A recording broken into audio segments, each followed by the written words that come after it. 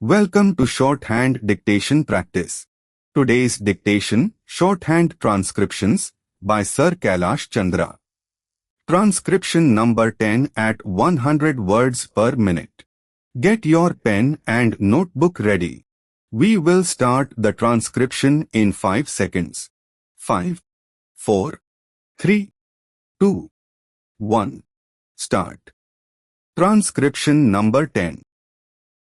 In discussing the demands for grants of the Finance Ministry, we have got to see to what extent the administration of this particular ministry has led to the development of our national wealth and the securing of the welfare which our state claims to have in view. Madam, we must try to analyze very carefully the working of this particular ministry, because it is not merely a department of the government, so to say, but it is the nerve center of the administration of the country.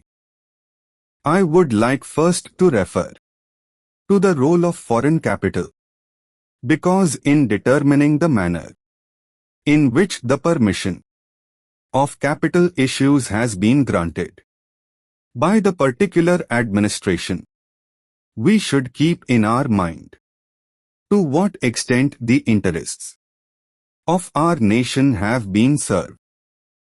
I fully endorse the statement which the previous speaker has made so far as repatriation of the investments made by foreigners and of profits are concerned. We have dealt with this topic quite a number of times, and I do not want to reiterate anything apart from only supporting what the Home Member, who just now spoke, said. I would now like to deal with the investments of foreigners in India. Madam, the government of our country accepted the proposition that in allowing foreign investment, it should come in only in such industry and such form of production wherein our national investors will not come forward and in which technical skill is wanted. There is also one other factor which the industrial policy of our government of 1948, as adumbrated further in 1949 by the Prime Minister, laid down.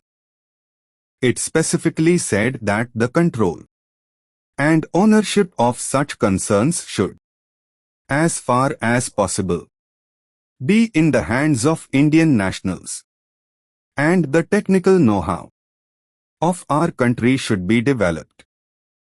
I would like to emphasize the figures that have been put forward for the last few years.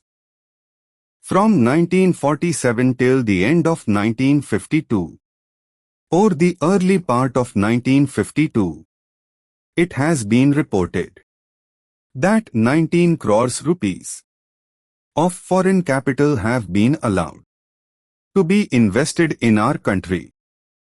Of that, practically more than 6 crores rupees have been allowed to be invested in managing agency and trading enterprises in our country.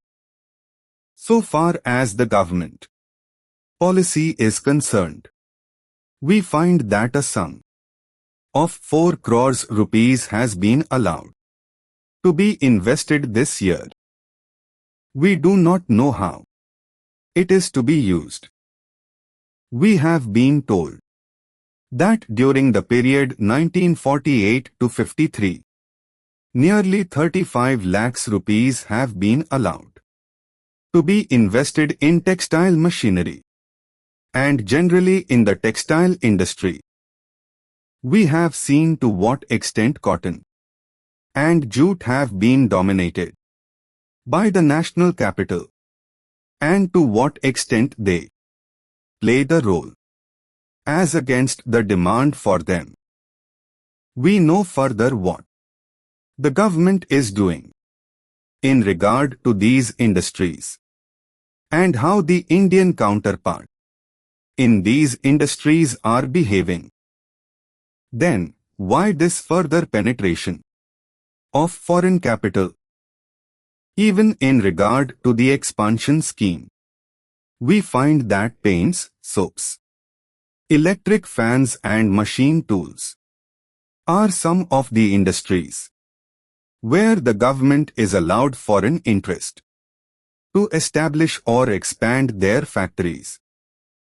It will adversely compete with the production of the country when the indigenous producers do not find any market in this sphere.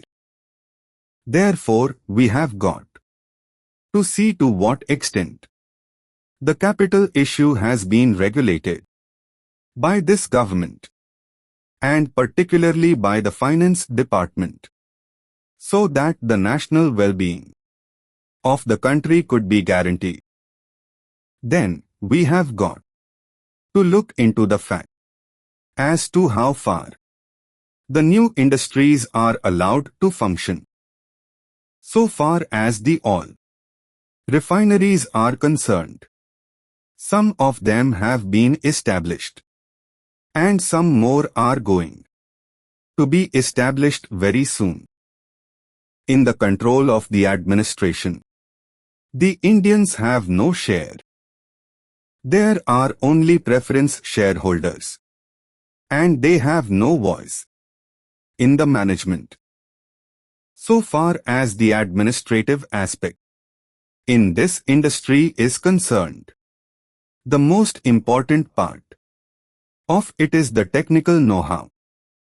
They do not guarantee that they will train the Indians.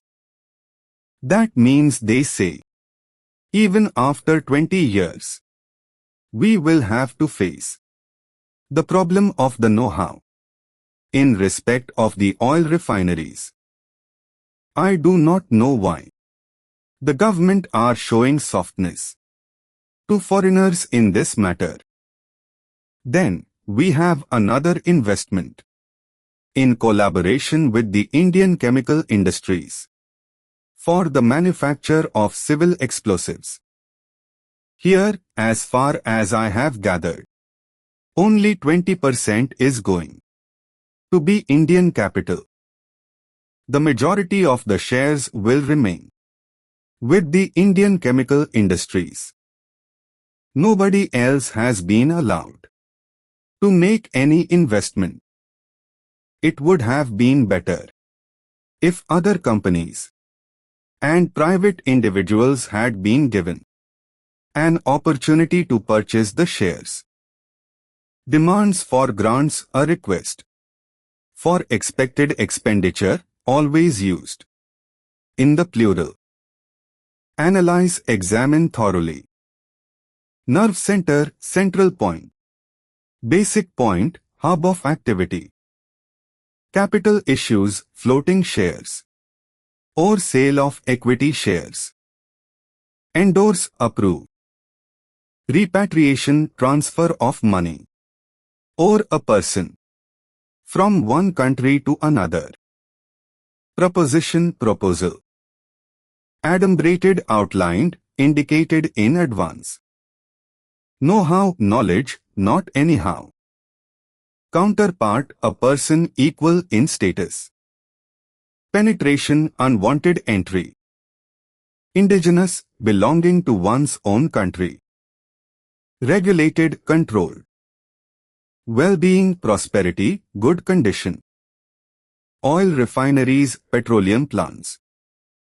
Preference shares, shares with a prefixed rate of dividend. Collaboration, association, help. Civil explosives, explosives used for improving public facilities, e.g. blasting rock. This completes today's dictation. Practice well and see you in the next session.